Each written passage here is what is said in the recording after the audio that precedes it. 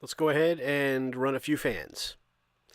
It's winter. I haven't worked on any fans, but I figured we'd run a few here. See if I remember how to make a video.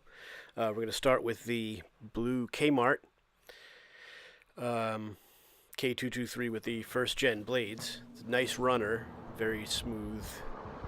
I mean, most of these fans are smooth. I don't know why we say that. Smooth runner. I mean, it's a fan. Uh, so this needs to be still cleaned. The motor was never taken apart. It's got the Westinghouse motor in it. I don't know much about those. I haven't seen one apart yet. Not sure what to expect. I glued up the rear grille a little bit, so I had some damage. And it's otherwise in nice condition. Paint's nice. It's a good fan. Runs nice. Good spin down because the bearings are run in and it was never taken apart. So, as found, we'll go back to high and we'll do a spin down on this one.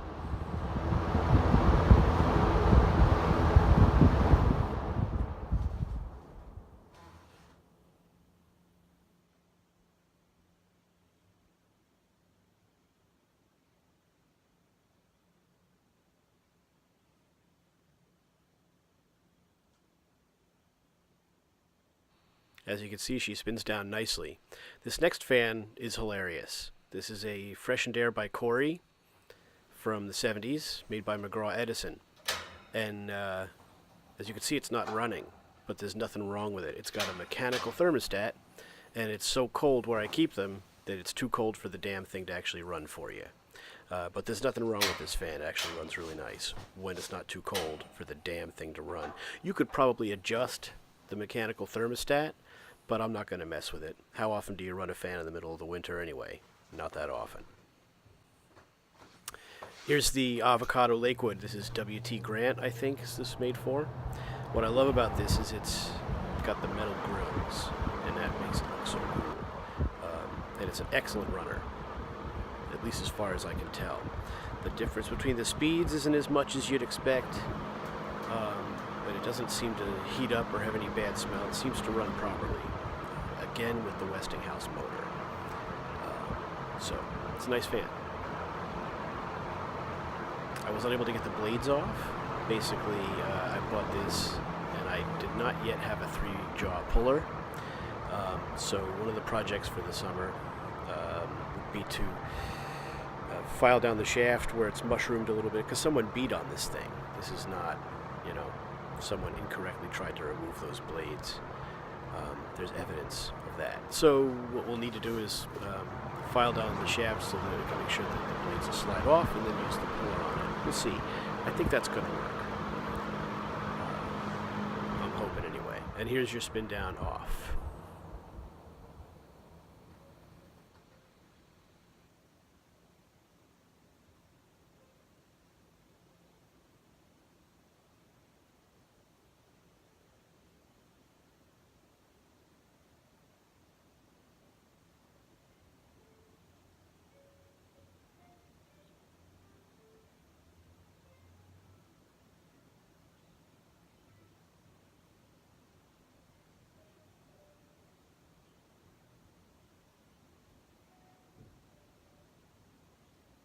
And coming up next is a McGraw-Edison that should definitely work. This is the push-button Toastmaster. Came on a rolling stand all together. It's in really nice cosmetic condition. It's not perfect. There's a little repair to part of the grill. But I took it apart, cleaned it out, dusted it out anyway. I did not take the motor apart. Again, this is before I had a 3-jaw puller. Also, the Corey from before that didn't start, another one I couldn't get the blades off of. So this summer we'll make more use of that puller to get some of these maybe a little further apart. It runs real nice. It shakes a little bit, and it's not sitting exactly flat on that dryer there. But it's a really nice fan. Runs real nice. Looks great. I like the Toastmaster badge on the front. And I love the push button. I like any fan that's got the push button, start and stop. That's really cool. So, yeah, it's a good fan.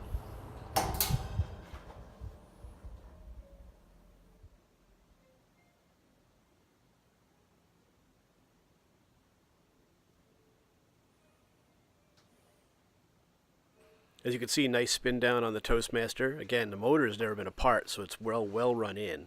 And the blades are heavy enough, and it spins down nice. As you can see, it's real sharp. It's got the tag on it, the handle, so it's in nice condition for its age. And for the fact that it's a fan, they were used, so it's a nice dealie. I like this one. Not perfect, but in pretty nice shape. And there you go. So thanks for watching. I haven't really been doing any fan videos because it's too darn cold, man. I live here. It's cold up north. So once the weather gets better, we'll do some more. And thanks for watching.